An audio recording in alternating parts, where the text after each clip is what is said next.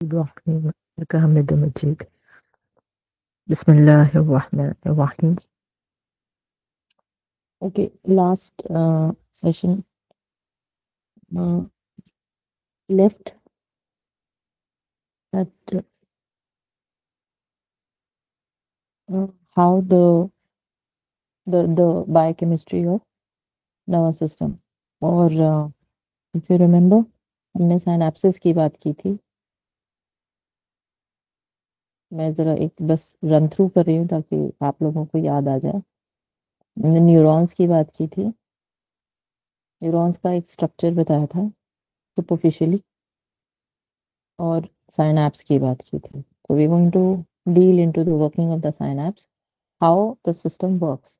Actually the entire communication, जितना communication है सारा का सारा इस synapse के थ्रू हो रहा है. आइए देखें synapse एक्चुअली क्या है. मेरा स्क्रीन नजर आ रहा है? जी जी नजर आ रहा है जी. ओके, तो ये आपका एक, ये जो है ये एक single neuron nerve cell, neuron उसको नर्व सेल एक सिंगल एंटिटी है. ये इतना बॉक्स को छोड़ दें, इस तस्वीर में बॉक्स को छोड़ दें, सिर्फ इतना जो है ये पूरा एक सिंगल न्यूरॉन है. ये इसकी सेल बॉडी है. यानी इसमें इतना तो शायद बेसिक सबको पता ही होगा ना कि एक सेल में अंदर साइटोप्लाज्म होता है, न्यूक्लियस होता है वगैरह इस तरह के, मतलब सेल जो अपना स्ट्रक्चर होता है, गोल्जी कॉम्प्लेक्स, माइटोकॉन्ड्रिया, सेल की अपनी एक जाती जिंदगी होती है, उसका एक साथ जाती फंक्शन होता है. तो दैट इज हियर, इसीलिए इसको सोमा या सेल बॉडी कहते हैं.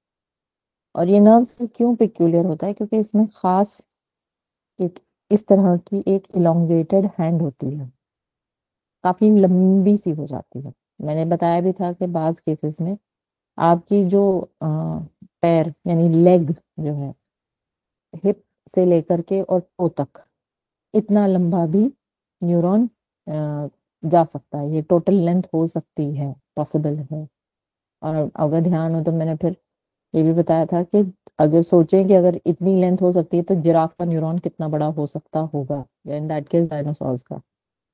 खैर, we come back to this. So this end, यहाँ से इस एंड से जो ये ट्री लाइक ब्रांचेस दिख रही हैं, इस एंड से लेके और फिर दूसरी एंड जहाँ फिर से ट्री लाइक ब्रांचेस दिख रही हैं, ये पूरा एक नर्व सेल है. ये इसकी सेल बॉडी हो गई. ये एक्सॉन हो गया. एक्सॉन के थ्रू ही ज्यादातर कम्युनिकेशन पास ऑन होता है.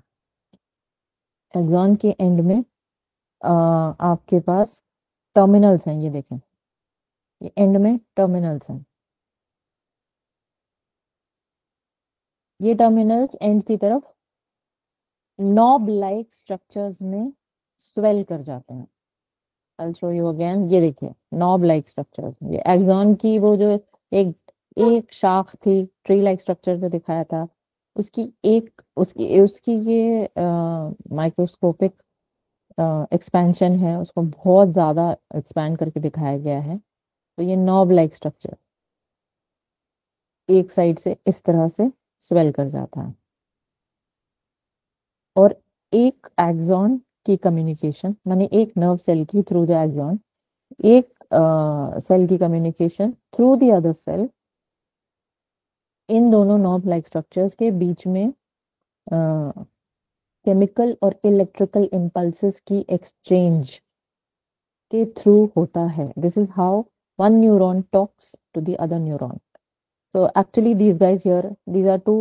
ये it's अगर if आप इस साइड को लो, so this is the previous neuron, मान लें चलें कि एक न्यूरॉन 1 है और ये न्यूरॉन 2 है.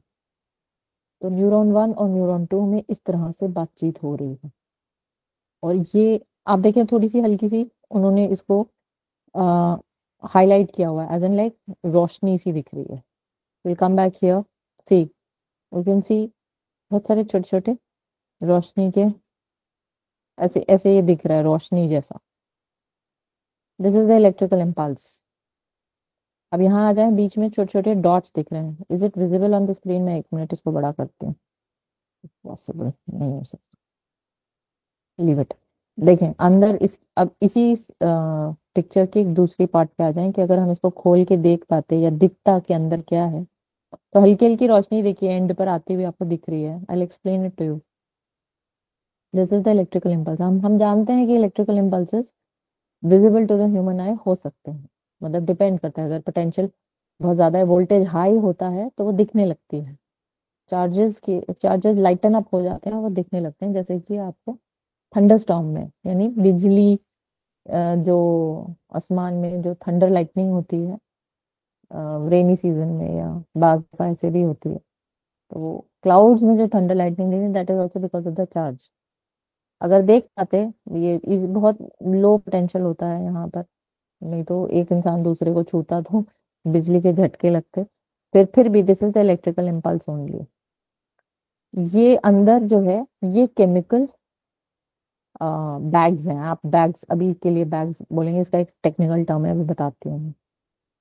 सो at this junction one neuron one और न्यूरॉन टू में बातचीत चल रही है through electrical and chemical exchange. Now we'll study that today.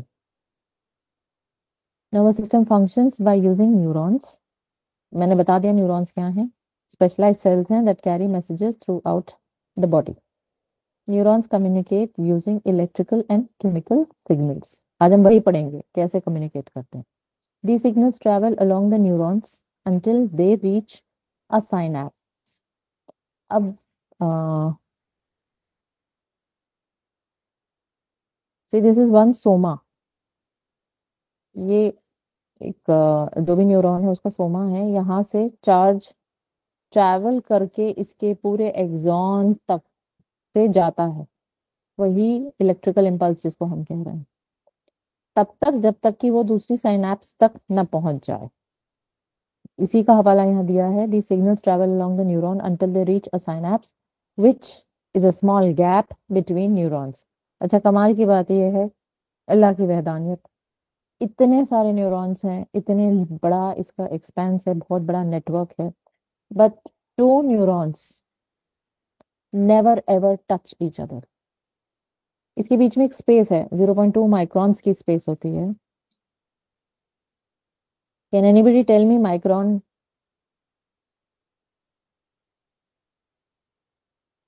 उन लोगों के लिए जो माइक्रॉन से ना वाकिफ हैं, what is a micron? Please mics open करें, इंटरेक्टिव बनाएं क्लास को। गूगल ही कर लें, कोई दिक्कत नहीं है।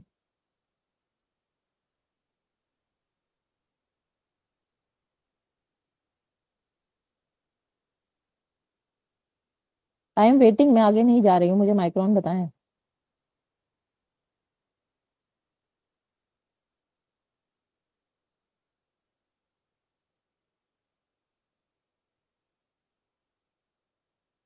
चैट में भी कोई नहीं बोल रहा है।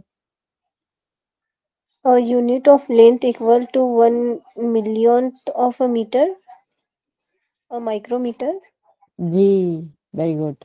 1 मीटर के अगर 1 मिलियन हिस्से कर दें तो जो एक हिस्सा आपके हाथ आएगा वो एक माइक्रोन है। इतना, तो उस माइक्रोन का भी 0.2 पार्ट, 1 माइक्रोन नहीं है।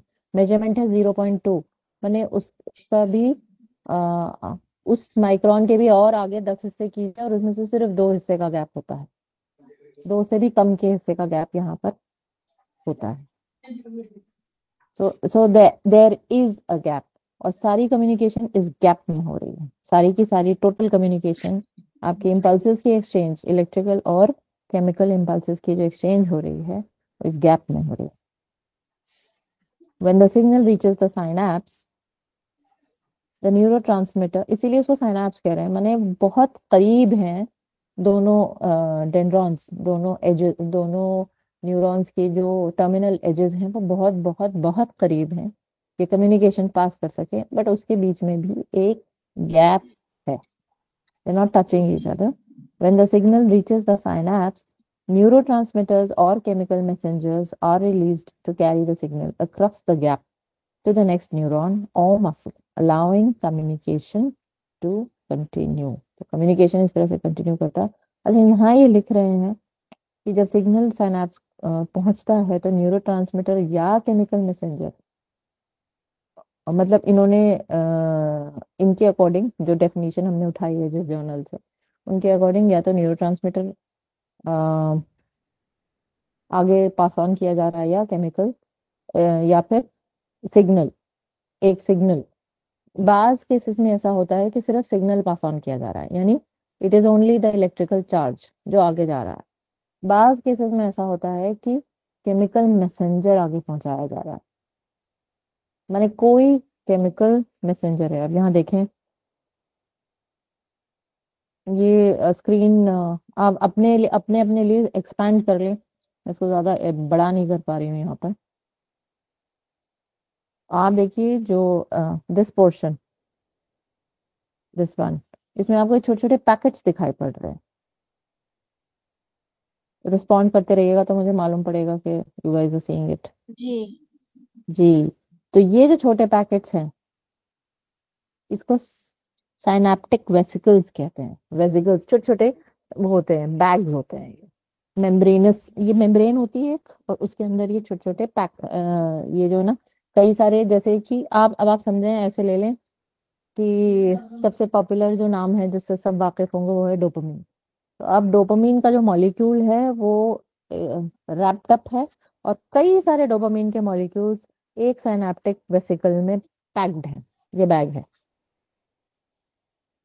It is like this.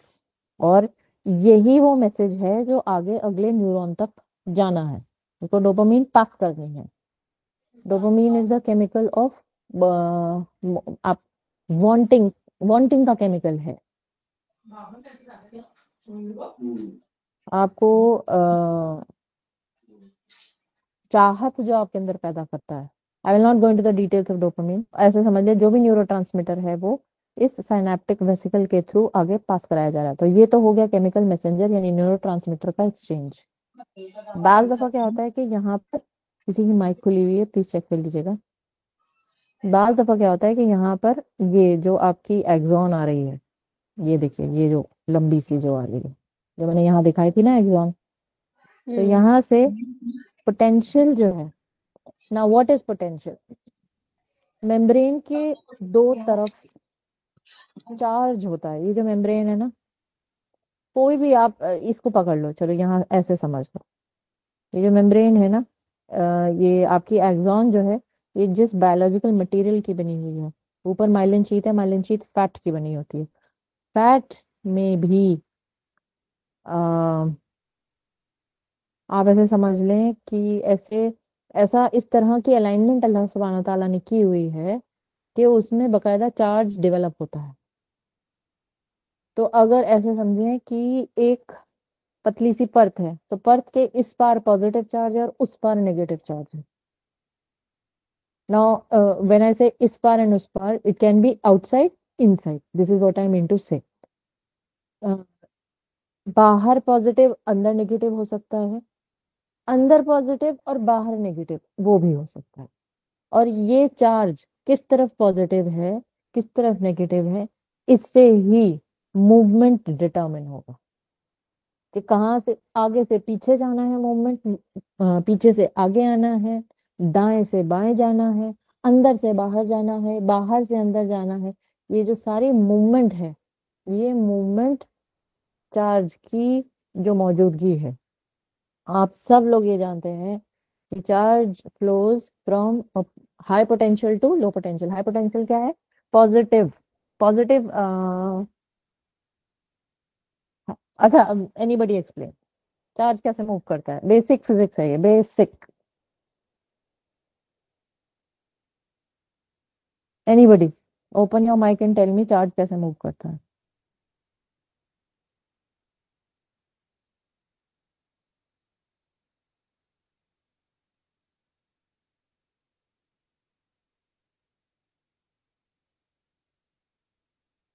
Last definition Ayesha ने दी थी, और कोई नहीं है? अरे अटेम्प्ट कीजिए, कोई बात नहीं, अगर आप सही जवाब ना भी दे पाए तो।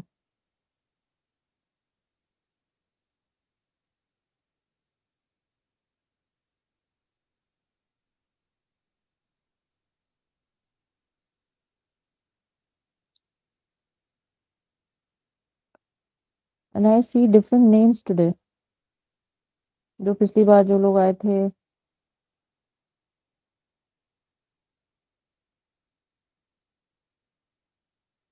ओके, कोई जवाब नहीं देगा शायद। चार्ज मूव्स, अच्छा आयशा कहती हैं charge moves due to electrical field and potential difference. ये वही तो पूछ रहे हैं, पोटेंशियल डिफरेंस क्या चीज है, क्या किस शय का नाम है। शिफा कहती है charge moves in response to potential difference which is difference in electrical potential energy, the direction of the potential difference determines the direction of the charge. जी शिफा, मैंने यही बताया। It's a very bookish definition, but आपने ये बताना है ना, lower potential means lower energy area व high potential means high energy area. अरे तो आम जबान में बताएं ना, एनर्जी डिफरेंस है उसकी वजह से चार्ज मूव कर रहा है, बट आम जबान में बताएं।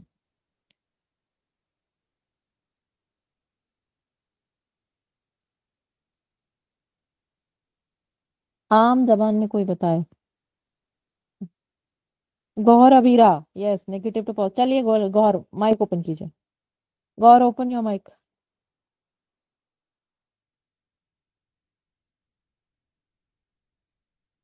हाँ कोई बात नहीं, हम इनसाइड आप आउटसाइड, पोटेंशियल डिफरेंस क्रिएट हो रहा है। चलिए जल्दी से माइक ओपन कीजिए, आप टीचर हैं, आपसे तो मुझे तवक्को है। जी बोलिए। अब आप ये बताइए कि पोटेंशियल कैसे, पोटेंशियल को बस डिफाइन कर दीजिए। आपने कहा ना नेगेटिव टू पॉजिटिव चलता है।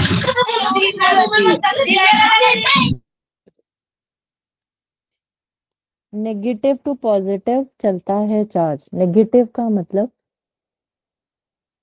देखिए चार्ज इज ऐसे समझ सकते हैं कि बैलेंस में सारी रहने चीजें की। बैलेंस में रहती है, बैलेंस में रहने हाँ। की कोशिश करती है। तो कभी कभी ऐसे होता है हम्म। कि इम्बैलेंस हो जाता है, एक साइड पॉजिटिव और एक साइड नेगेटिव हो जाता हम्म। है।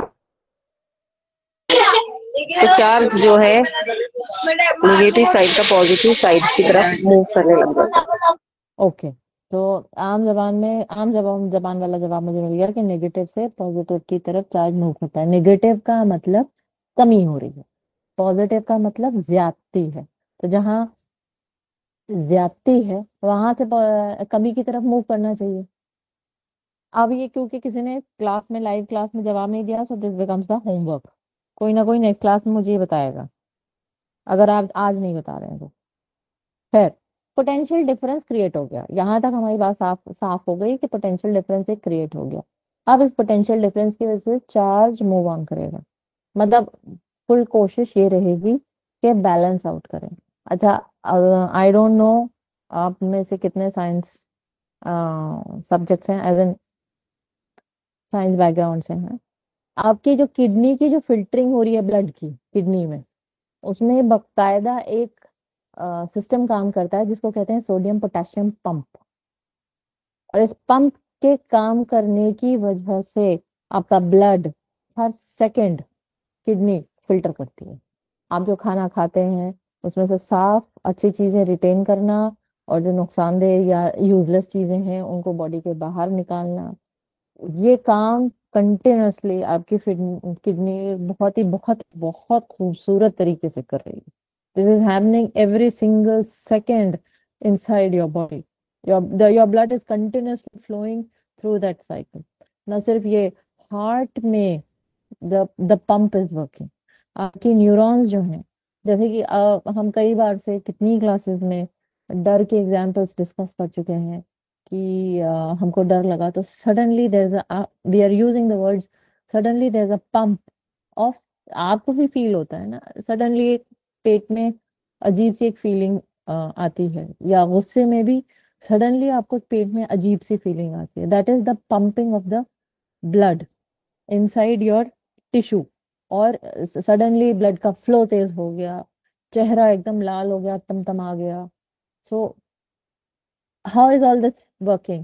This is the flow, the flow of the chemicals and the charge maintained inside the body through this difference of potential। इसको कहते हैं एक्शन पोटेंशियल। इसके थ्रू कम्युनिकेशन भी हो रही है, इसके थ्रू मटेरियल भी इधर से उधर किया जा रहा है, इसके थ्रू फिल्टरिंग की जा रही है। बहुत ही फाइन और खूबसूरत लेवल का एक सिस्टम है। अगर इसको आप स्टडी करोगे ना तो आपको अल्लाह की वहदानियत और करीब से समझ में आएगी। सो मतलब भर की बात सिर्फ इतनी है, I will not go into the details, कि यहाँ यहाँ पर पोटेंशियल एक क्रिएट हो रहा है। देखिए ब्लैक कलर की एरोज दिखती हैं, तो पोटेंशियल जो क्रिएट हुआ था, जहां से इम्पल्स ओरिजिनेट हुई है, हो सकता है ये बीच का एक न्यूरॉन है, ओरिजिनेटिंग न्यूरॉन नहीं है, या ये ओरिजिनेटिंग न्यूरॉन भी हो सकता है।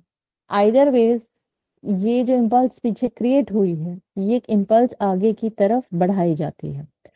आगे की तरफ जब ये पहुंच, जब यहाँ पर पूरा पोटेंशियल यानी नेगेटिव पोटेंशियल, जब ये एक्चुअली नेगेटिव है, यहाँ पर नेगेटिव पोटेंशियल जब सेल में बिल्कुल इस एक्सॉन की इस साइना प्री अच्छा पहले वाला है, नंबर 1 न्यूरॉन है, जहां से इम्पल्स कैरी ओवर होना है, आगे जाना है, तो इसका नाम है प्री साइनेप्टिक न्यूरॉन।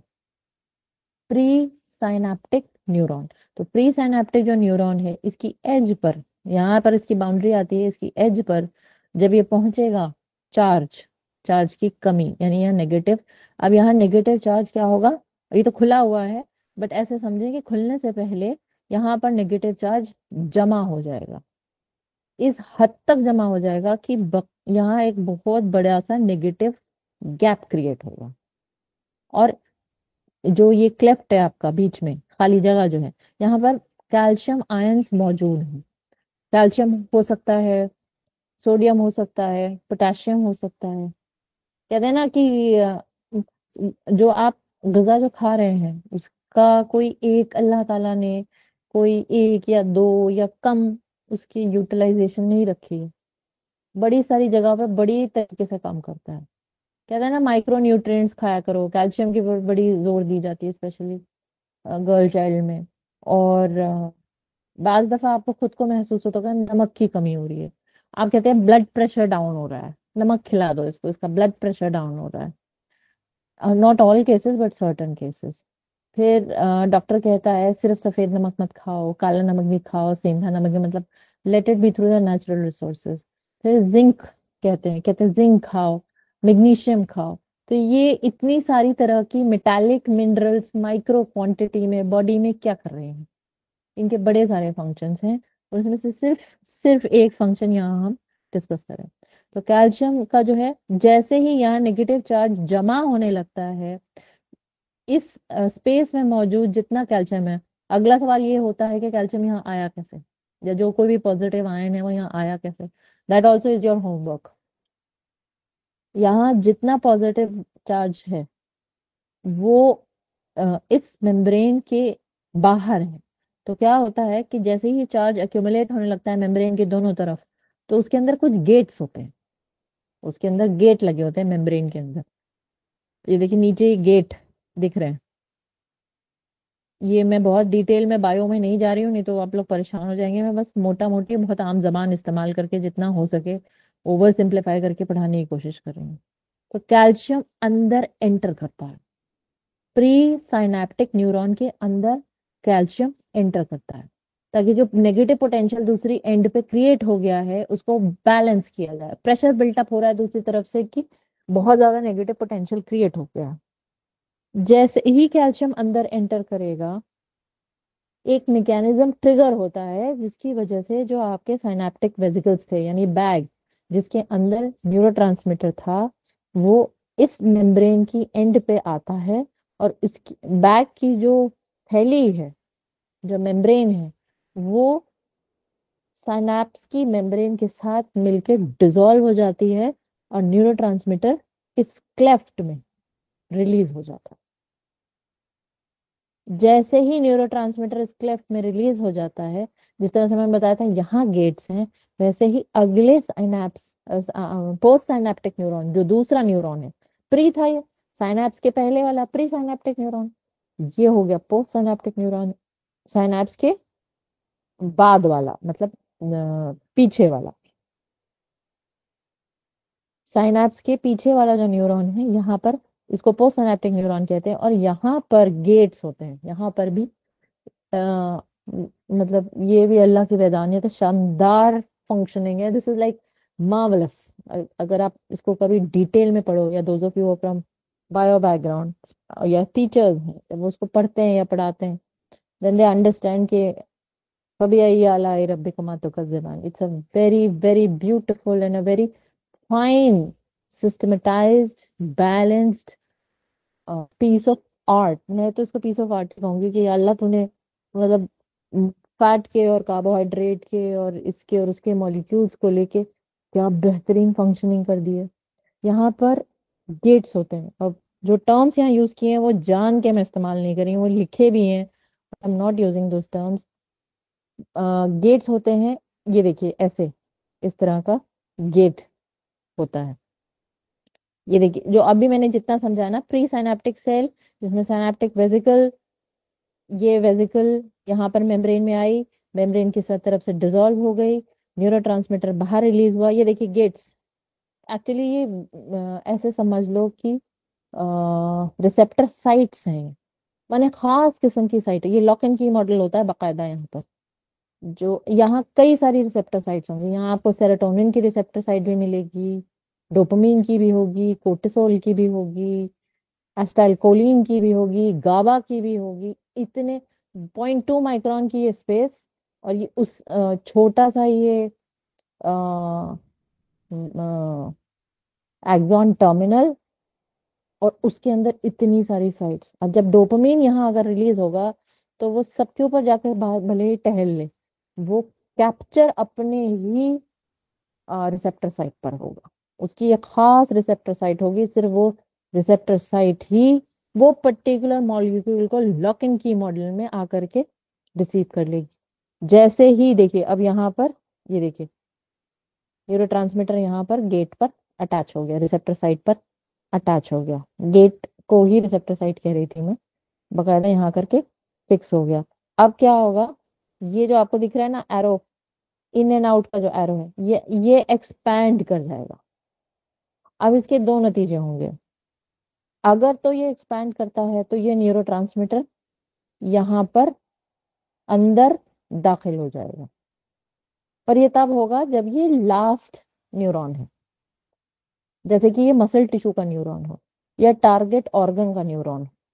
तभी क्या होगा, ये न्यूरोट्रांसमीटर अंदर आएगा और अंदर आकर के ये प्रोसेस होगा, और इसके नतीजे में आपको वो फीलिंग जनरेट होगी, गुस्से की, प्लेजर की, सटाइटी की, जो कुछ भी फीलिंग आपकी है। अगर तो ये टारगेट टिश्यू है तो ये अंदर आ जाएगा और यहाँ पर यूटिलाइज हो जाएगा। अगर ये ट्रांसमिटिंग न्यूरॉन है, माने अभी उसको और लंबा रास्ता तय करना है, तो क्या होगा, ये यहाँ आकर ये खुलेगा और अंदर यहाँ पर कुछ फिर से इलेक्ट्रिकल चेंजेस होंगे। देखिए चार्जेस दिख रहे हैं यहाँ पर, ग्रेडियंट दिख रहा है अंदर बाहर का। इसके अंदर आते के साथ चार्जेस में फिर फर्क होगा, और फिर वो चार्ज इसकी तरह से वापस आगे कैरी आउट, मतलब आगे भेज दिया जाएगा। और ये मॉलिक्यूल, ये जो न्यूरोट्रांसमीटर मॉलिक्यूल था, ये अगली तस्वीर में देखिए वापस प्री साइनेप्टिक क्लेफ्ट में छोड़ दिया जाएगा। या तो वापस रीअपटेक, रीअपटेक बहुत बार सुना होगा, रीअपटेक हो जाएगा, यानी पिछली साइनेप्स में वापस चला जाएगा, पिछले न्यूरॉन में वापस चला जाएगा, या यहाँ पर उसको एंजाइमेटिक डिफ्यूजन कर देंगे। कहते हैं ना कि एंगर का जो अगर कोई ट्रिगर है, एंगर आपका ट्रिगर हुआ और आपने रिएक्शन दी, तो जो भी आपको केमिकल ब्लड में इस वक्त रिलीज हुआ है उसका रिस्पॉन्स टाइम 2.5 मिनट होता है। ये सब मेडिकली मेजर्ड डेटा है। 2.5 मिनट रिस्पॉन्स है। तो अगर जो ट्रिगर आपको एंगर का आया है और आपने चलो उसके ऊपर रिएक्ट भी कर दिया, या खुद को रिएक्शन के दौरान कंट्रोल कर लिया 2.5 मिनट के वक्फे के अंदर, और फर्दर ट्रिगर अपने अंदर आने से या उसके ऊपर रिएक्शन करने से आपने खुद को रोक लिया, पानी पी लिया, लंबी सांस ले ली, उल्टी गिनती, लेट जाना, there are a lot of methods which are, या आप वहां से टल के चले गए, सिचुएशन अवॉइड कर दी, या देयर इज अ डिस्ट्रैक्शन, कोई आ गया, मिलने वाला कोई आ गया, and you are like in the mid of the fury, और कोई मिलने वाला आ गया, तो आप अपने आप को सेटल डाउन करोगे कि ठीक है, I don't have to react like that, तो वो 2.5 मिनट के अंदर क्या होगा, ये जो केमिकल यहाँ यूज निकला तो था, यूटिलाइज तो नहीं हुआ, ना आगे गया ना अपनी टर्मिनल एंड को पहुंचा, तो यहाँ एंजाइमेटिक डिफ्यूजन हो जाएगा। ये डिफ्यूजन करने का जो टाइम है वही 2.5 मिनट था। जैसे ये ब्लड से जाएगा, आपको जो एंगर की फीलिंग थी वो सबसाइड हो जाएगी। That is why it is so important. अच्छा, दिस इज वन थिंग, ये एंगर के केस में बता रही हूँ, सिर्फ कोर्टिसोल है, यानी कि जो आपका फियर हार्मोन है, there is a pure fear situation, complete reuptake of cortisol will take 40 minutes. This is all medical data. Her neurotransmitter या न्यूरो हार्मोन का या हार्मोन का एक खास टाइमिंग है, ये अल्लाह ताला की तरह से डिजाइंड है। You play with nature, nature plays back on. हम पढ़ेंगे डिटेल्स में कि क्यों कोई चीज किसी खास किस्म से काम कर रही है। सो कहने की बात ये कि साइनैप्स पढ़ने की क्या जरूरत है, people from the non biology background, so that they understand how exactly it is working. Next time आपको गुस्सा आएगा, आपको पता होगा कि आप ट्रिगर हो चुके हो। There is an action potential all across your body, specially in your hands, जहाँ आपको गुस्सा आ रहा है, आप मन कर आपको छुटा के फेंक दें, या आप in the brain, in certain parts of your neocortex, जो आपको आइडियाज दे रहा है, पुरानी मेमोरी से डेटा उठा रहा है, तुमने पहले भी ये किया था, तुम्हारी आदत बन चुकी है, तुमने मेरे को इरिटेट करना होता है, you know there is this flurry of thoughts. So you know everything psychological is biological. Now you know that's the reason why we are studying this. This is, otherwise this has no relevance. This is how the synapse works. यहाँ तक is it clear?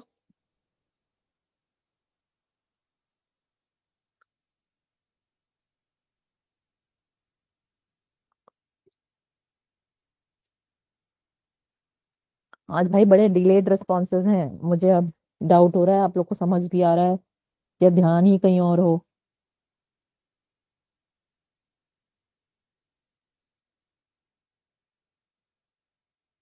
Right, चलो। So this is how a synapse works. Now you understand what an action potential is. Action potential इसी तरह से काम करता है। मैंने कहा ना कि अगर वो टारगेट, ये आपका टारगेट सेल या टारगेट टिश्यू नहीं है, तो फिर इसी तरह से जैसे ही वो अंदर आएगा, ग्रेडियंट यहाँ चेंज होगा, चार्ज फिर आगे कंटिन्यू किया जाएगा, और फिर यही साइकिल रिपीट होगी till it reaches it's target tissue. या तो मसल टिश्यू उसका टारगेट टिश्यू होगा, या कोई ऑर्गन उसका टारगेट टिश्यू होगा।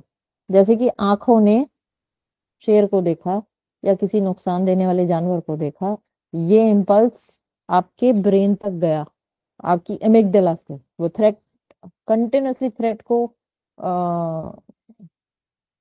सेंस करते रहता है ना। दैट इज हमारा ऑर्गन है एमिगडाला के, जो इस समय जो हम लिम्बिक सिस्टम में पढ़े, that it has a lot of functions like every other organ, but the main function in the limbic system is to detect threat.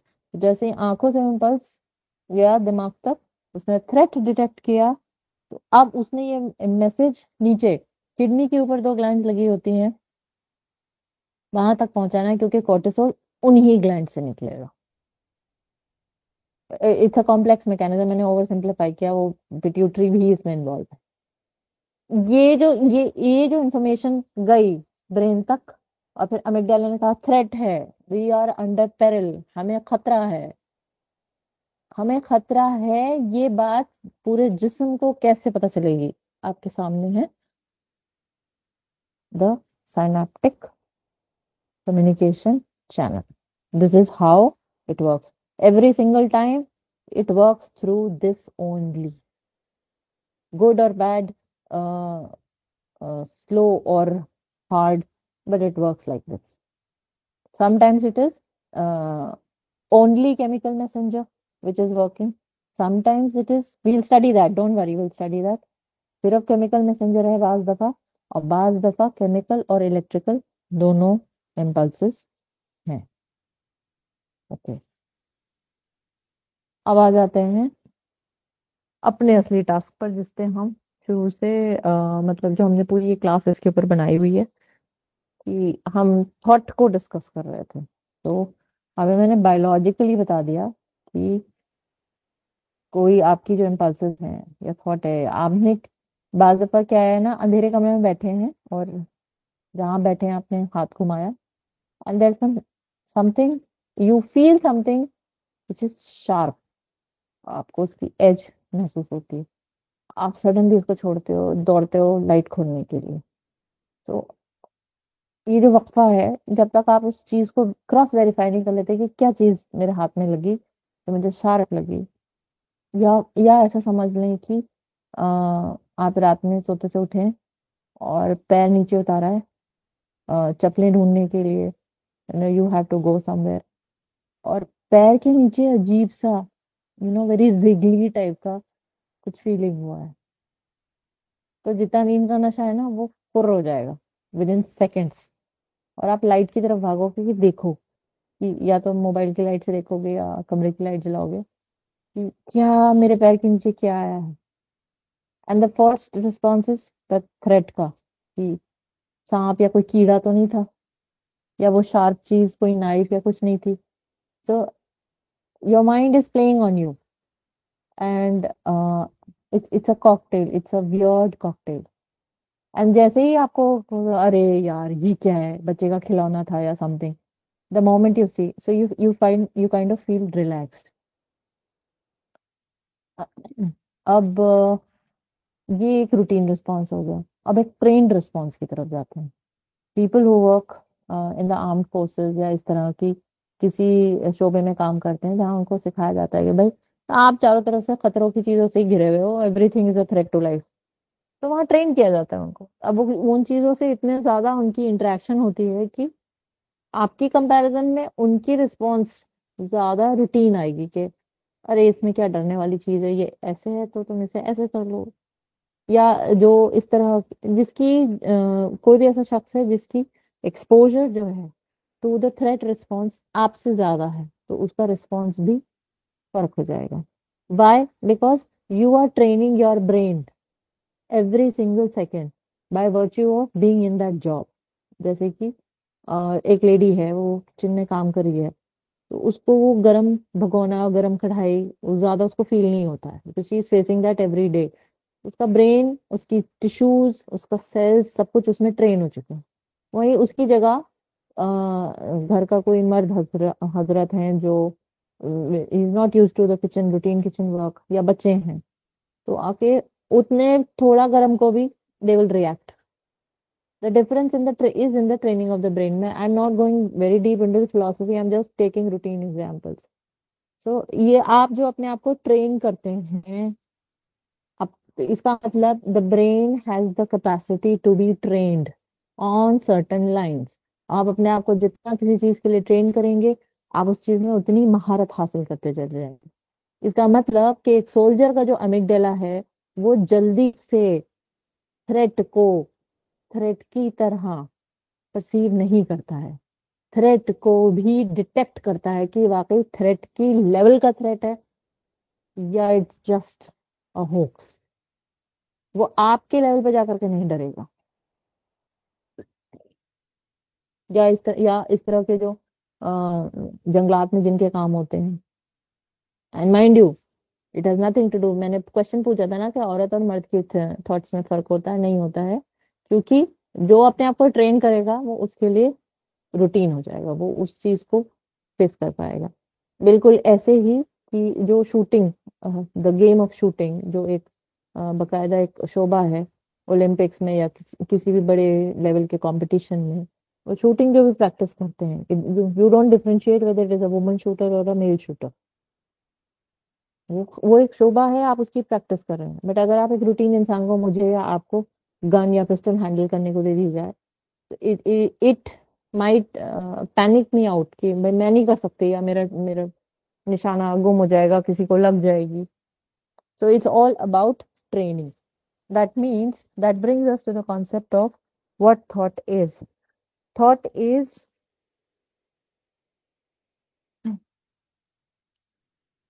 okay, we'll go back to the definition, that will be better.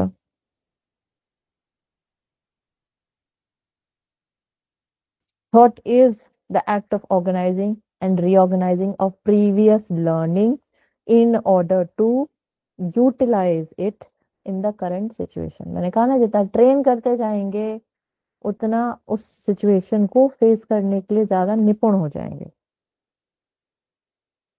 यही था ना homework question, what is thought? Thought is an internal and undercover process which leads to a cognitive zone, going to amend the previous cognitive system of thinking person।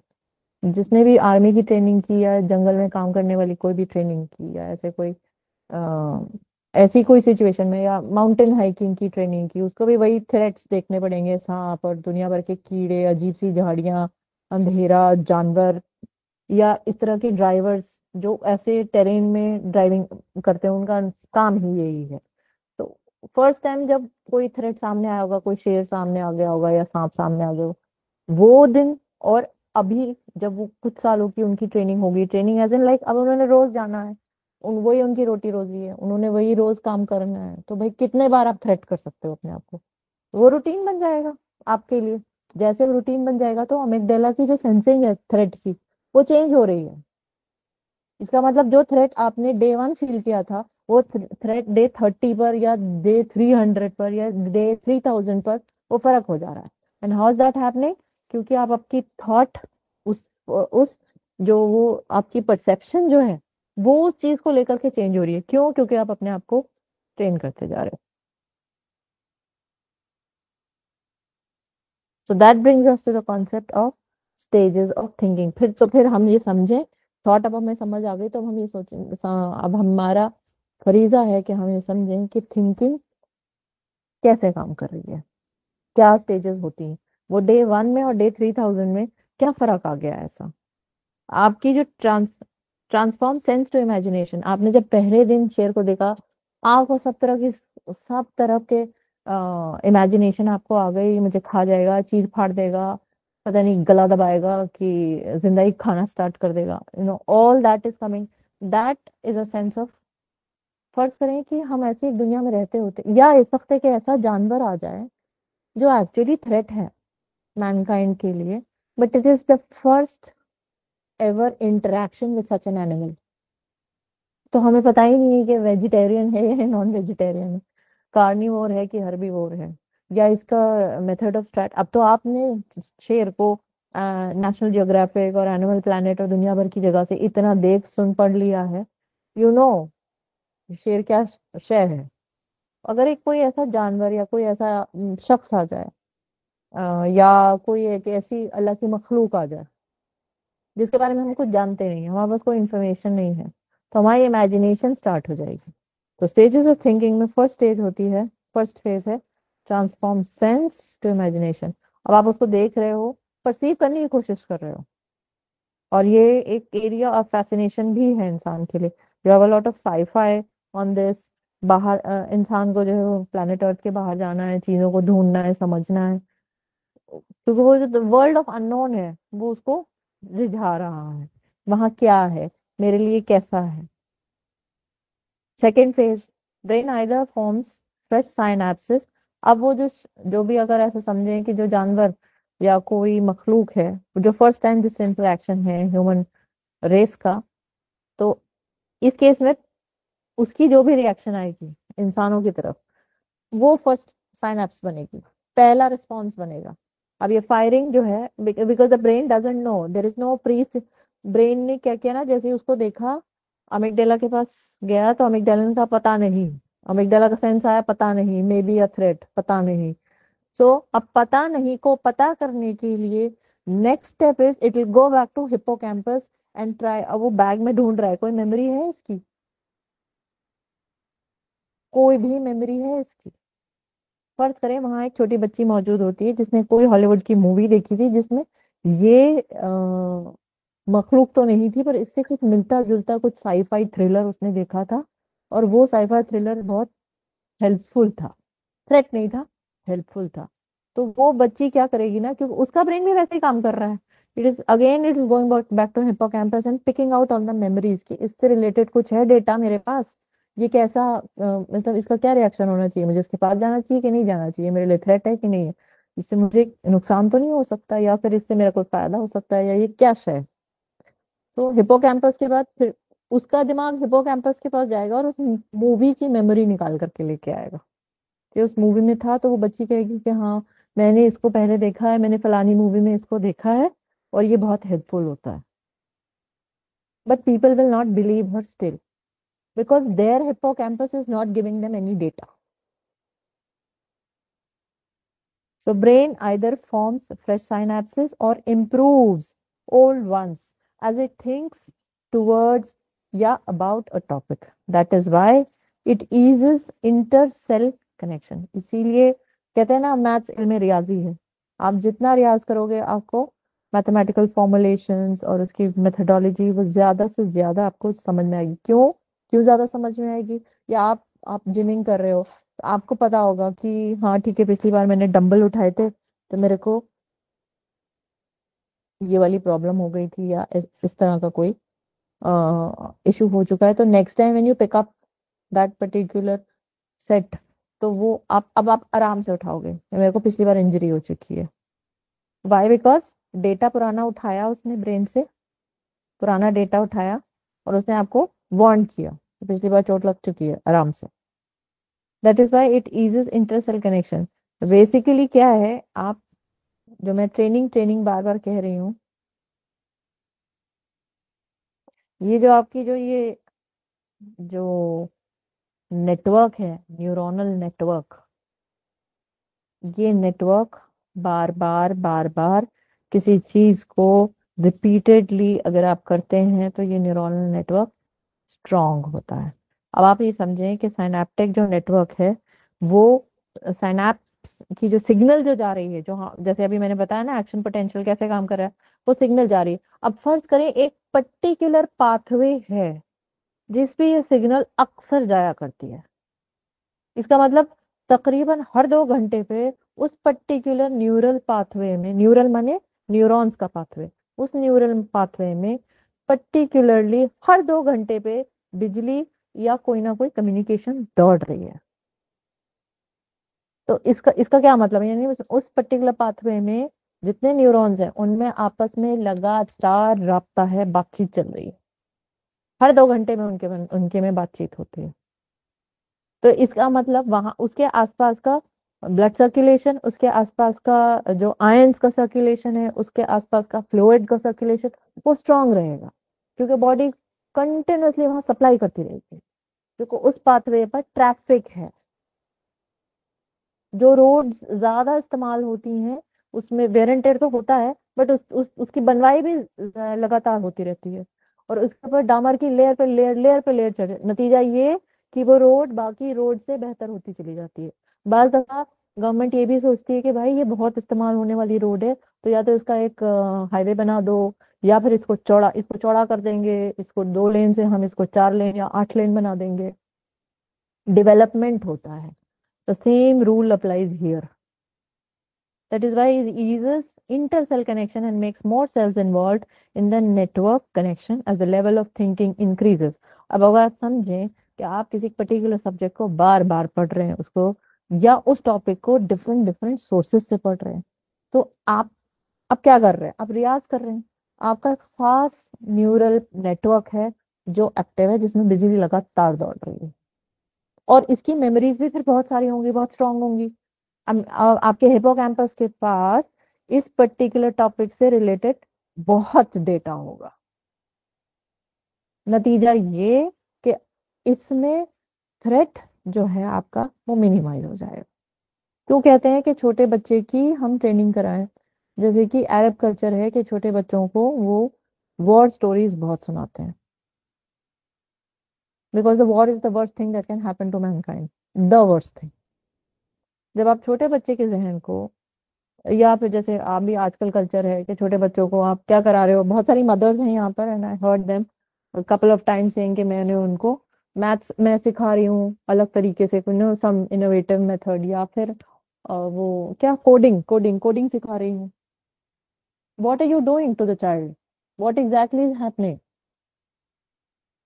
वो जो आप उसको या फिर आप उसको किसी जिमनास्ट या किसी स्पोर्ट्स या किसी फिजिकल एक्टिविटी में आपने उसको इन्वॉल्व किया हुआ है, या वो क्ले के साथ पॉटरी, बहुत बहुत सारे मदर्स ऐसे हैं कल्चर वेस्ट में कि छोटे बच्चों को पॉटरी कराते हैं बहुत ज्यादा, क्योंकि उसकी जो उंगलियां होती हैं बहुत सॉफ्ट होती है, उसकी जो बोन टिश्यू है और उसकी जो मोटर फंक्शन है वो इट्स नॉट जैसे हम एक चीज को सख्ती से पकड़ लेते हैं और हमारी ग्रिप नहीं छूटेगी उस चीज के ऊपर से, बच्चों के साथ ऐसा नहीं होता, उनकी ग्रिप कमजोर होती है क्योंकि उनके मोटर फंक्शंस कमजोर होते हैं, उनके टिश्यूज कमजोर होते हैं।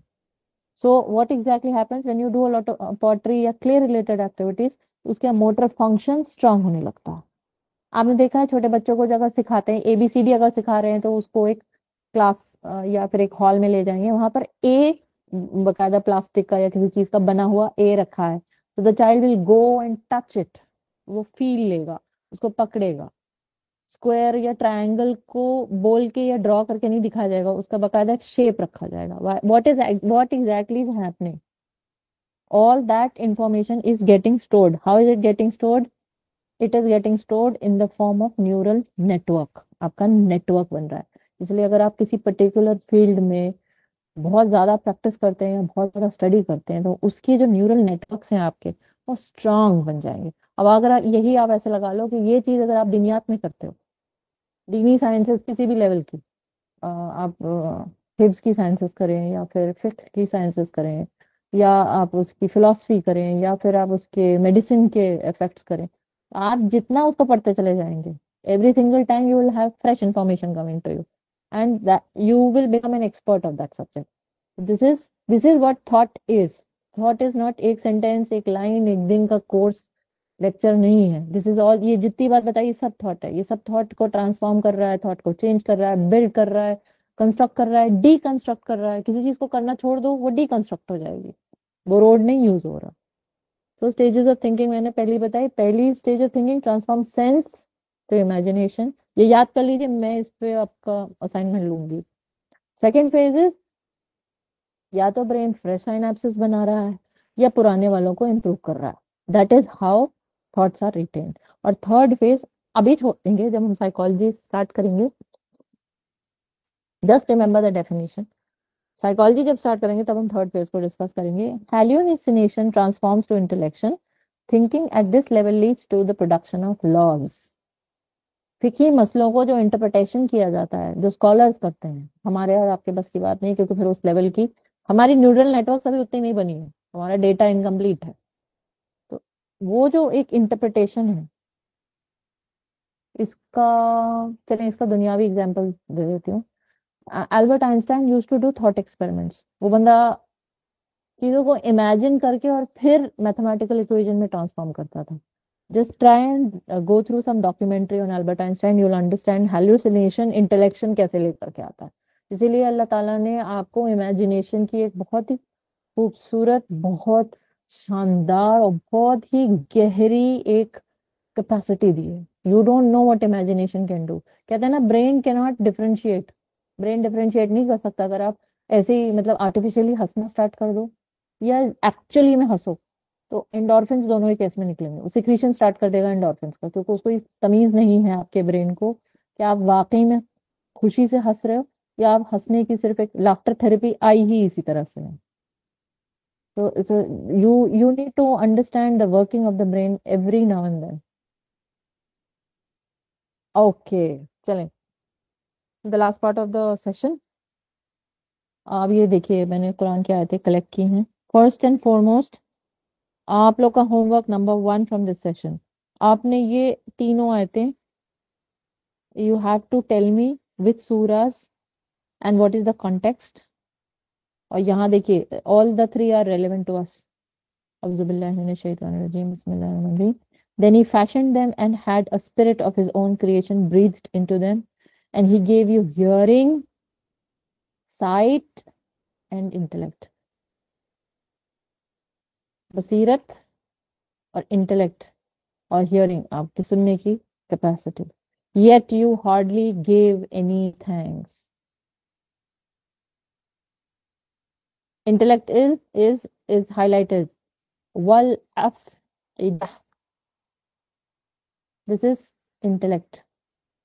ये पहली, this is now now once you've understood thought and you've understood, now we are moving towards the details. आपने एक बार, अब आपने समझा थॉट क्या है, मैंने अभी समझाया थॉट क्या है। Thought is the unit of intellect, और इंटेलेक्ट को अल्लाह ताला एड्रेस कर रहे हैं कि हमने उनको बनाया, फिर उनके अंदर अपनी रूह फूकी और उनको हियरिंग, साइट और इंटेलेक्ट दिया, पर वो कम शुक्र अदा करते हैं या बेसिकली ना शुक्र हैं। माई इंटरप्रिटेशन इज बेसिकली ना शुक्र हैं। फिर ये देखिए, what if the man persists in denial and turns away? Does he not know that Allah sees all? But no, if he does not desist, we will certainly drag him by the forelock. A lying, sinful forelock. Forelock क्या होता है? Anybody? What is forelock? भाई खामोश मत बैठो यार, ऐसे मजा नहीं आता है फिर मेरे को क्लास में पढ़ने पढ़ाने का दिल नहीं करेगा।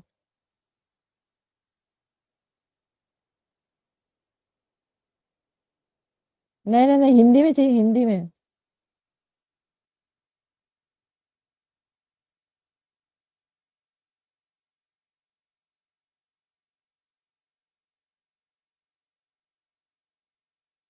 पेशानी, यस। फोरलॉक पेशानी, जहाँ हाथ रख के अत्तहियात पढ़ते हैं आप, यही बॉर्डरलाइन सिंफुल फोर। अल्लाह, अब इससे ज्यादा डायरेक्ट कहेंगे अल्लाह ताला, और कैसे कहते हैं? झूठा, तुम्हारी पेशानी झूठी है, तुम झूठे हो, किसको कह रहे हैं Allah Taala? Which part? What is your forelock? This is your forelock. Frontal lobe, pre frontal cortex, जहाँ आपके सोचने समझने की सलाहियत है, this is the forelock, borderline sinful forelock. फिर तीसरी जगह, would any of you wish to have a garden with palm trees, grape vines and all kinds of fruits, with rivers flowing underneath, and as they grow very old with dependent children, a fiery whirlwind hits the garden, burns it all up?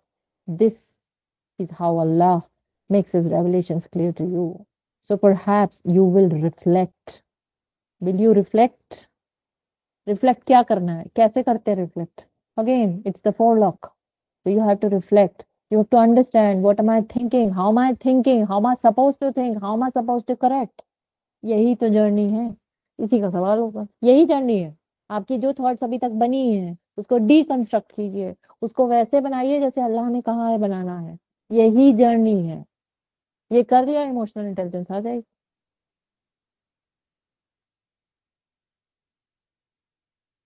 Okay, now Quran thought पे क्या कहता है? We spoke a lot about thought.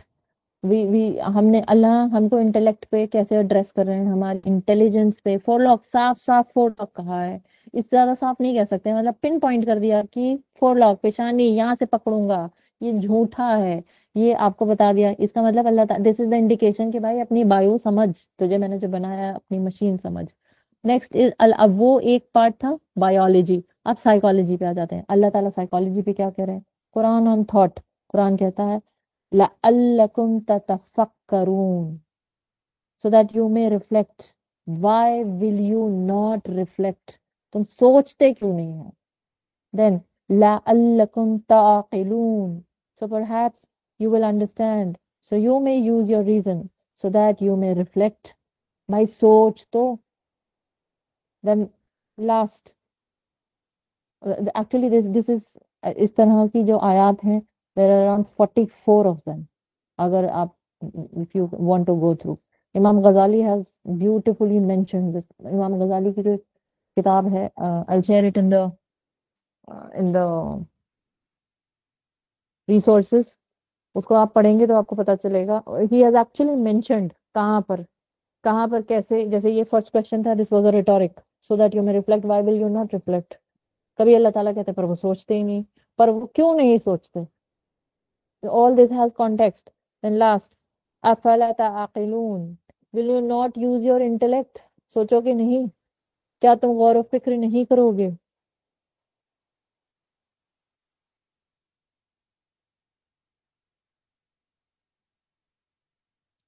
We come to the end of the session today. ये एक incident है, इस बड़े मार्के का इंसिडेंट है किसी की भी पैरों तले से जमीन निकल जाए, ऐसी सिचुएशन में नबी इस्लाम एक्चुअली टॉट अस कि जब आप इस कदर एक वाक़े में शामिल हो जाते हैं जिसमें आपके पैरों के तले से जमीन और सर के ऊपर से आसमान हटा दिया जाए, उस वक्त अल्लाह ताला की आपसे क्या तवक्को है, how you suppose to behave. A lot of times, if you're supposed to behave in a certain fashion in this kind of a calamity, तो फिर आप सोच लें कि रूटीन लाइफ में हमसे किस किस्म की तवक्को है अल्लाह का. दिस इज द इंसिडेंट जब नबी इस्लाम दुनिया से पर्दा फरमा गए हैं और पूरे मदीने में क्यास है. Actually I read it in, I think यही है अपनी जो सीरा की जो किताब है, आई मुझे किसी का नाम नहीं याद आ रहा. तो उसमें ये अल्फाज हैं, आई कोट कि it is like the community was left fatherless. जैसे बाप जब किसी फैमिली के में जो बाप की जिनके पास पोजीशन हो उनका जब इंतकाल हो जाए तो जो फैमिली का हाल होता है वो उस वक्त उम्मत का हाल था जब नबी इस्लाम की वफात की खबर आई है.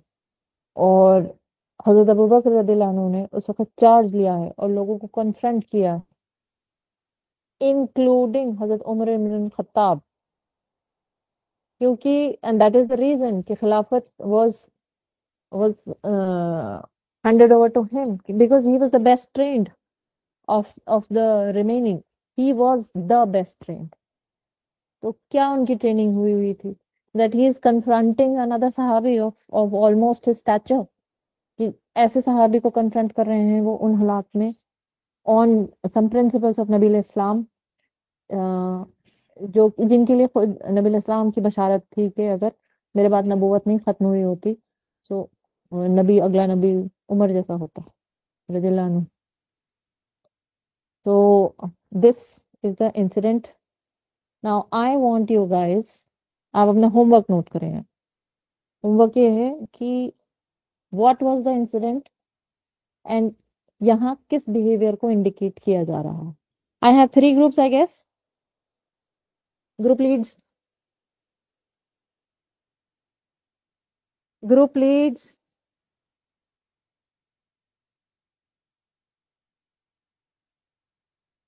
What is wrong with the group today, आज मुझे समझ नहीं आ रहा.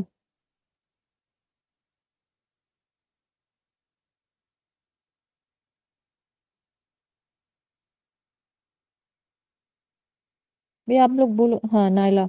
नाइला एंड मुझे 3 ग्रुप्स के 3 लीड्स चाहिए.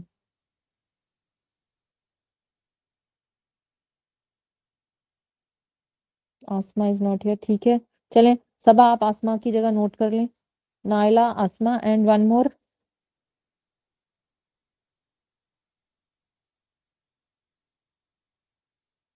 अबरार भाई नहीं है, कोई बात नहीं, आप नोट कर लें. फराज, अबरार वॉज देयर, शुरुआत में थे और उसके बाद आई डोंट नो अब नहीं है शायद.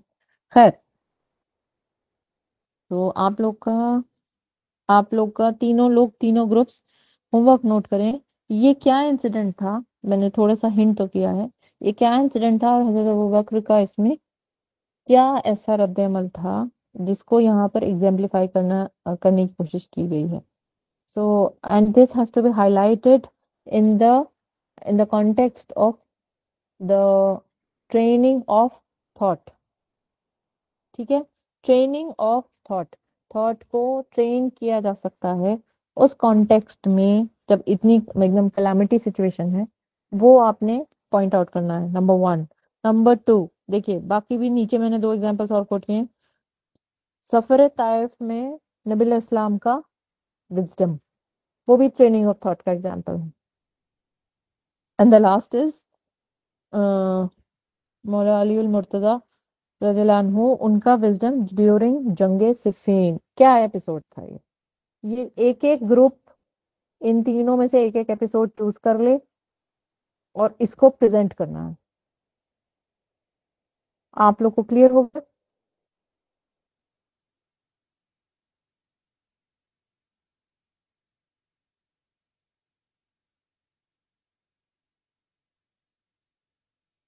कौन सा ग्रुप क्या चूज करेगा ये आप लोग मुझे कल तक ग्रुप में बता दें.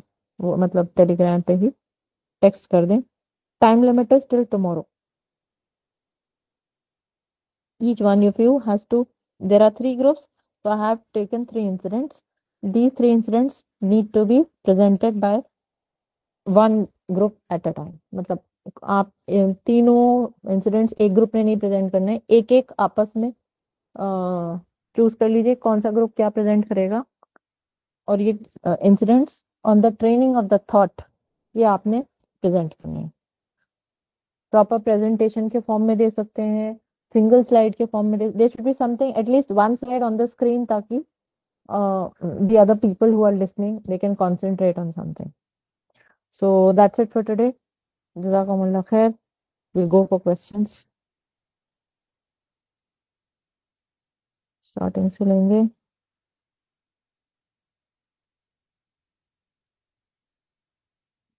शिफा, if you're not well, I think वो चली ही गई है, मुझे सही से समझ भी नहीं आ रहा।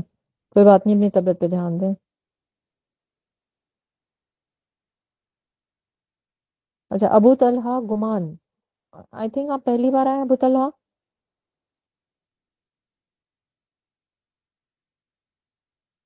अबू तलहा। अस्सलाम वालेकुम। नहीं मैम, मैं वालेकुम। पहले भी आ चुका पर आप अक्सर बेशतर क्लासेस में नहीं आते हैं, प्लीज अटेंडेंस मेंटेन करें, क्योंकि आगे से मैं अटेंडेंस पर थोड़ा ध्यान देने वाली हूँ। अगर नहीं आ सकते हैं तो किसी के थ्रू मैसेज डलवा दिया करिए, और ये एक आध बार मतलब अगर ऐसे है तो अदरवाइज ट्राई एंड मेंटेन। नहीं, अच्छा, आपका सवाल है मैंने क्या सारी एक, क्लास अटेंड की है। मुझे आप दिखे नहीं, क्या एक थ्रेट को बार बार फील करने से थ्रेट खत्म हो जाएगा? आप मुझे बताएं, आप एक थ्रेट को बार बार फील करेंगे तो क्या वो थ्रेट रह जाएगा आपके लिए? कोई जो आपके जहन नहीं, में थ्रेट रहा हो, ओपन योर माइक एंड बताइए मुझे किस थ्रेट को आप यहाँ पर, हम उसी को ले लेते हैं, उसी को डिस्कस कर देंगे। मिसलन जैसा आपने कहा शेर का दिखना, अगर शेर बार बार दिख रहा है तो वो तो खत्म हो जाएगा, फिर उससे डरना। तो मैं वही तो कह रही हूँ, अगर आपको शेर बार बार दिखेगा तो जो आपकी, बाज दफा तो शेर कोई ऐसी हरकत भी नहीं कर रहा है, बाज दफा तो ऐसा हो रहा है कि हमारी इमेजिनेशन ही हमें डरा रही है। हो सकता है शेर भाई पेट भरा हुआ है उसका, वो अपने रास्ते जा रहा था। There are so many incidents, there are so many incidents जिसमें शेर ने मतलब पॉपुलेशन को किसी तरह का नुकसान नहीं पहुंचाया। हाँ, अगर वो थ्रेटन फील करेगा तो वो फिर आपके ऊपर पलटवार करेगा। तो आपका डर ही बहुत बार जानवरों को डरा देता है, आपने देखा है। आप अगर जानवर से डर रहे होते हैं ना, तो वो और पलट के और ज्यादा आपको डरा रहा होता है। तो बोथ साइड्स आर थ्रेटन। इसको शेर से शायद उतनी अच्छी तरह से नहीं समझ में आएगा, इसको ऐसे समझ लें कि फर्ज करें आपको ऊंचाई से डर लगता है, क्लाइंबिंग से। तो अगर आपको ट्रेन कर दिया जाए क्लाइंबिंग पर, आपको बता दिया जाए कि भाई ऐसे करके एक आपकी एक क्या उसको क्या कहते हैं, अ, अरे अल्लाह, वो वर्ड दिमाग में आ रहा है और निकल जा रहा है। एक एक पूरा एक सेटअप होता है जो बांध करके इंसान उसको, और फिर क्लाइंबिंग सिखाई जाती है। आपने देखा, बड़े बड़े ऊंचे और बड़े अजीब से जड़ियल से पहाड़ लोग चढ़ जाया करते हैं। Sometimes there is no support also, और कभी कभी खड़े खड़े रॉक्स होते हैं, उसको उनको चढ़ना होता है। तो अगर वो अपने आप को ट्रेन करते हैं, इसलिए इंसान अशरफ, और कैसे है अगर आप देखो ना, तो इंसान वर्स्ट है सारे जानवरों में। जो ये एवोल्यूशन की जो थ्योरी बताते हैं ना, तो we are worst adapted to live on this. हमें गर्मी ज्यादा लगती है, हमें ठंड लगती है ना, हम गर्मी झेल सकते हैं ना, ठंड झेल सकते हैं ना, बरसात झेल सकते हैं ना, सूखा ना आंधी। जो भी क्लाइमेटिक कंडीशंस है, मतलब एकदम हमें परफेक्ट क्लाइमेटिक कंडीशन चाहिए जीने के लिए। इसीलिए हमने हमारे घर बनाए हुए हैं, घर में हमने इतने सारे आराम और साइज का सामान रखा हुआ है। जानवरों को तो इन चीजों की जरूरत नहीं होती। आप देखो उनकी जो अडेप्टेबिलिटी है उनसे कहीं ज्यादा बेहतर है। बट फिर भी हम अशरफ हैं। Why are we leading the plant? Why? Because we have this capacity कि अगर नहीं है तो हम उसको माकूल बना लेते हैं। तो ट्रेनिंग का जो कॉन्सेप्ट है वो इसी पर है कि आप जब आपकी थॉट को आप ट्रेन करते हो, किसी चीज के लिए अपने आप को ट्रेन कर रहे हो, हाइट का फियर है उसको ट्रेन कर रहे हो, या से आपको स्विमिंग से डर लगता है, या वॉर वॉर के लिए अगर ट्रेन किया जाता है, तो फिर इंसान का वो डर का लेवल नहीं रह जाता। मैं ये नहीं कह रही हूँ कि खत्म हो जाएगा, एलिमिनेट हो जाएगा, पर हाँ वैसा भी नहीं रहेगा जैसे स्टार्ट में था। तो बार बार करने से थ्रेट खत्म तो नहीं हो जाएगा, बट हाँ थ्रेट की जो मैग्नीट्यूड है वो चेंज हो जाएगी, और हो सकता है कि वो खत्म ही हो जाए। जो लोग शेरों को ट्रेन करते हैं, जू कीपर्स होते हैं, या जंगलात में आई मीन जो नेशनल पार्क्स हैं, सैंक्चुरीज हैं, वहां पर भी तो लोग रहते हैं। तो yes, it can be controlled. Gohar, मुश्किलें मुख पर पड़ी इतनी कि आसान हो गई।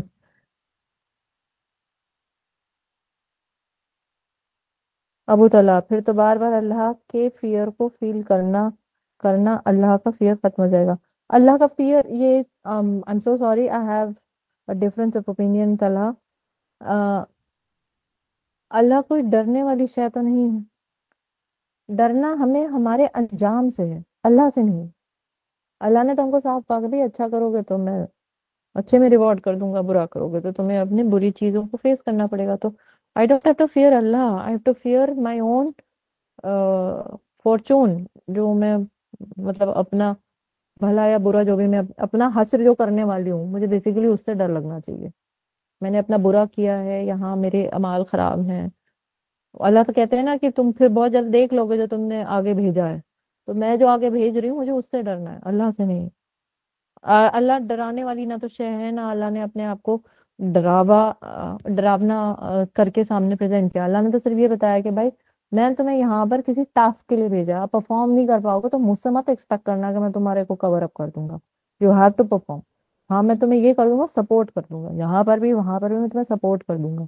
पर तुम ये सोचो कि तुम कुछ भी नहीं करोगे, तो फिर वो मेरे इंसाफ के खिलाफ है। मैं ऐसे नहीं करूंगा कि आप नेगेटिव सारा करके और फिर मैं उसको पॉजिटिव में टर्न आउट कर दूं, as in like big crimes.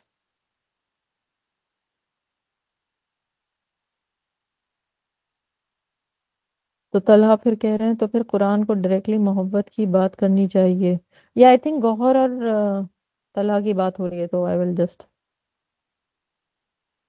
Forward.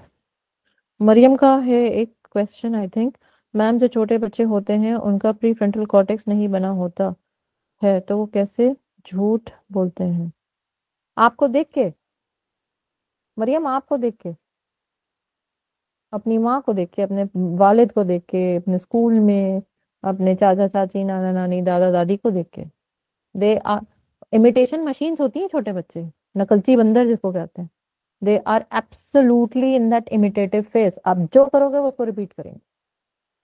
अगर वो प्री फ्रंटल कॉर्टेक्स यूज कर रहे होते हैं ना, तो वो सीधे से आके आपसे कहते हैं कि आपकी बात नहीं मानूंगा, आप झूठी हैं, आपने सुबह ये कहा था और शाम में आपने ये कहा, मैं आपकी कौन सी बात मानूं? Okay, now I think I have hands raised. Shaba, ji Shaba.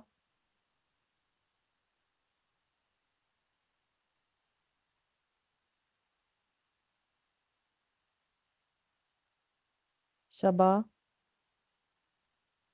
जी, जी आवाज आ अब रही है मेरी? अस्सलाम अब वालेकुम।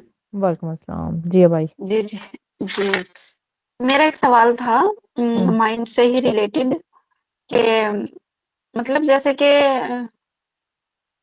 ये माइंड किस तरीके से काम करता है कि जैसे ख्वाब में मतलब ये पता हो कि मतलब हम तो उठ जाएंगे और वो उड़ जाते हैं मतलब सोते हुए भी मतलब ख्वाब में ये फील करना कि कैपेसिटी इतनी है कि हम उठ जाएंगे किसी भी सिचुएशन में और वो बाकायदा पूरा एक फील करना वो ये एक अलग अलग प्रोसीजर है, यहाँ पर अच्छा इट इज काबिल डिस्कशन नहीं है। वो प्रोसीजर ही अलग है। वो जब आप अच्छा ब्रेन साइंसेस, न्यूरो साइंसेस पढ़ें, अगर आप अच्छा डिटेल में जाके, तो आपको पूरा, ब्रेन बहुत कॉम्प्लेक्स ऑर्गन है इंसान का। पता नहीं जब हम्म, से ब्रेन की समझ आई है इंसान को, तब से वो उसकी डिस्कवरी कर रहा है, उसके ऊपर मेडिकल पूरी रिसर्च चल रही है और चलते जा रही है। And it's still going on, मतलब ऐसे नहीं मुकम्मल रिसर्च हो गई अब, कोई बड़ा सा हमने महाग हल कर लिया, इट्स नॉट लाइक दैट। सो जी आप थोड़ी सी न्यूरो, गौर फिक्र करो ना तो ये ऐसा लगने लगता है कि इसमें थोड़ा सा फिर वही जानना चीज है चाहिए ना ये इसमें। इसमें देखिए, आज की सेशन से जो रेलेवेंट पार्ट है वो मैं एक्सप्लेन कर देती हूँ। जब आप जी अपने आप को, जैसे आप कह रहे हो कि मैं फजर की नमाजी नहीं हूँ, मैंने फजर का नमाजी पढ़ना है या मैंने तहज्जुद पढ़नी है, तब आप क्या कर रहे हो ना, आप अब आप क्या करोगे, आप कॉन्शियस एफर्ट्स करना स्टार्ट करोगे। Now you are training yourself. एक तो दिन भर आप ये सोचोगे और जल्दी मत उठो, पूरा दिन वेस्ट हो गया, अब कल से ना तो मैंने जल्दी उठना ही उठना है। फिर आपने क्या किया, आपने दिन में छोटी सी एक खाने के बाद नैप ले ली, एंड आपने जल्दी खाना खाया है रात का, और आप जल्दी सो रहे हो। तो आप सारे के सारे मतलब खुद को एक खास ट्रेनिंग पैटर्न पे डाल रहे हो, ताकि सुबह को उठ जाओ तहज्जुद के लिए या फिर फजर के लिए। अब आप कॉन्टिन्यूस और खुद से कह रहे हो कंटिन्यूसली, जैसे कि फर्ज करें कि जिनको ऑफिस जाना है या घर में किसी को ऑफिस जाना है, और उन्होंने सुबह बोला कि भाई सुबह मैंने बहुत जल्दी निकलना है, या मेरी सुबह की ट्रेन है, फ्लाइट है, मैंने सुबह निकलना है, 6 बजे निकलना है, 4 बजे। तो जो घर के लोग होंगे ना, स्पेशली जो रिलेटेड है, तो वो शख्स भी खुद भी, उनकी सुबह की फ्लाइट है, तो वो वक्त से उनको पता है, उनको एयरपोर्ट 1 घंटे पहले पहुंच जाना है। तो अगर 4 बजे की फ्लाइट है, 6 बजे की फ्लाइट है, तो 5 बजे उनको एयरपोर्ट में चेक इन कर लेना है। 5 बजे एयरपोर्ट में चेक इन करने के लिए उनको पता है एयरपोर्ट तक का रास्ता कितना है। तो उन्होंने खुद को ट्रेन किया, फिर वो रात भर एक फिक्र लेकर के सोए कि मैंने, नहीं नहीं यार मेरी छूट ना जाए, मैंने उठना है, मैंने उठना है, मैंने उठना है। तो आप क्या कर रहे हो, वही है, आप ट्रेन कर रहे हो अपने आप को। ऐसे ही अगर आपकी ये थॉट है कि नहीं मैंने सुबह उठना है, मैंने सुबह नमाज अदा पढ़नी है, मुझे करना ही करना है, और there is no other way out, और you tell yourself there is no other way out.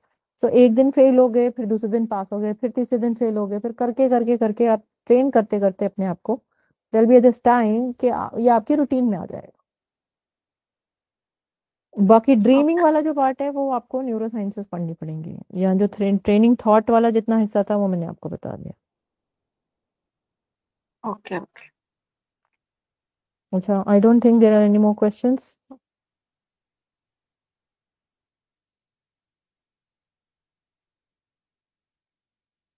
Faridul, what is the bigger fear of